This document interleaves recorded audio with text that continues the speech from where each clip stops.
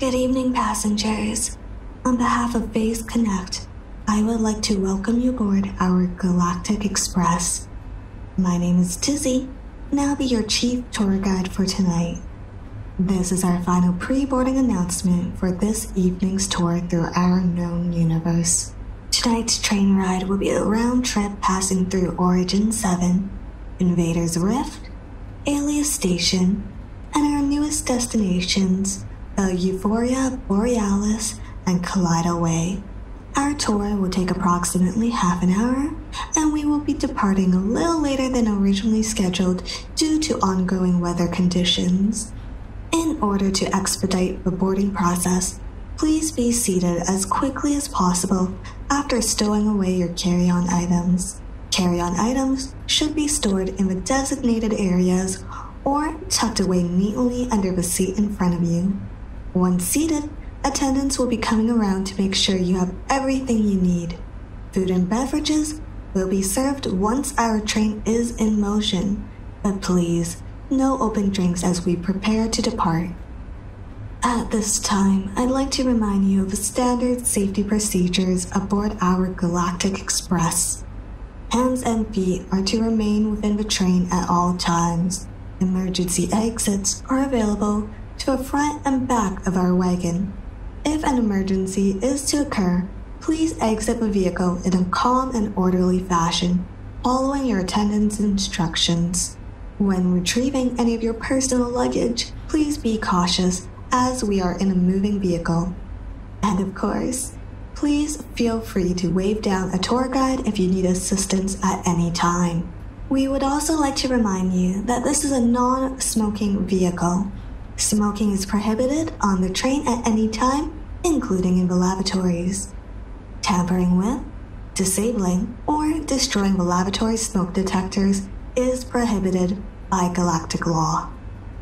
Personal electronic devices such as laptops and cell phones can be switched on for this evening's tour, but don't expect much service beyond the Milky Way. Photos and videos are welcome, but please be aware of unexpected magnetic waves. We will now be closing the doors to the train, so for any last-minute passengers, please watch your step while boarding the train. As for all seated passengers, make sure to sit back, relax, and wave goodbye. But if you stay on board long enough, why, sooner or later, you'll be right back. Finally, thank you for choosing Phase Connect. We hope you enjoyed this tour and come visit us again aboard our Galactic Express. We are now departing from Earth and entering our known universe. Our known universe is not your known universe. It is nowhere near your known universe, in fact, and it doesn't exist. Our known universe is composed of several known universes and is located approximately 30 minutes north of Northwest and just south of the Canadian border. Some notable inhabitants of our known universe include house hippos and rubber duckies that can fly. If by chance you happen to see one of the aforementioned rubber duckies, be advised that you do not make eye contact. I repeat, do not make eye contact with the flying rubber ducks. Rubber duckies native to our known universe are known to be extremely aggressive. Now, if you would like to direct your attention to the cabin windows at this time, you'll notice an otherworldly display of lights as we begin approaching Origin 7. These otherworldly lights are not truly lights, but stars that have been woven into threads that tie together reality as we know it. The shifting colors are a result of fluctuations in reality, and if you look long enough, you may see a past that hasn't happened, or a future that has yet to come. During solar storms, these fluctuations become excited and give birth to new life in our known universe. What sort of new life, you may ask? Well, we're not entirely sure either. Life born into our little universe is as mysterious as the stars are plenty. And if you look outside your window, then by George would I say they are plenty. Oh, and would you look at that? It seems with that, we are now arriving at the first stop in tonight's tour. Welcome, passengers, to Origin 7. Origin 7 is one of those mysterious places that, if you've never been here before, feels just a tad bit familiar. And if you have been here before, feels like you've never left. It is constant, never changing, and untouched by the sands of time. Some say that Origin 7 was where our known universe originated from, but many historians have contested the validity of such theories. Personally, I believe that we need not know where we came from, but where we plan to go next. And our next stop, dear passengers, will be Invader's Rift. That being said, there's still quite some time before we pass through Origin 7 completely. So sit back, relax, and our attendants will shortly be with you for food and drinks.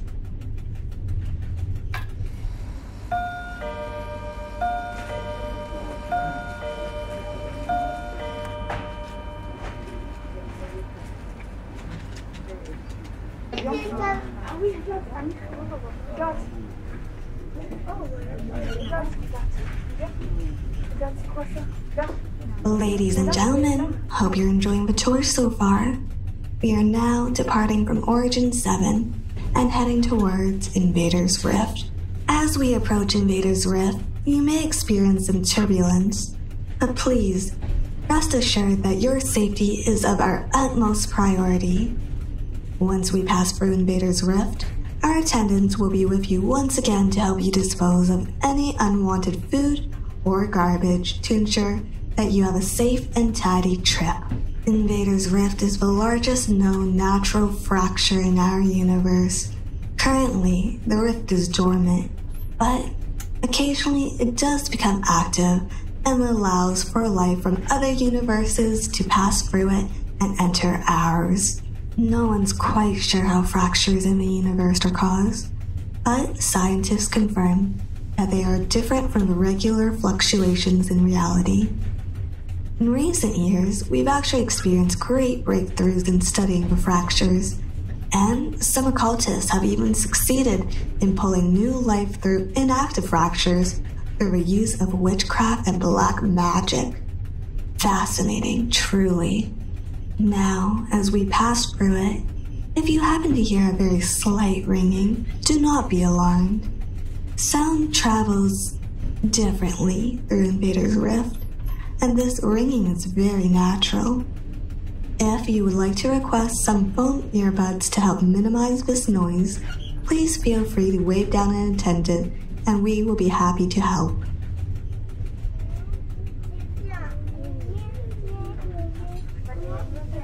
And just like that, ladies and gentlemen, we have passed through Invader's Rift.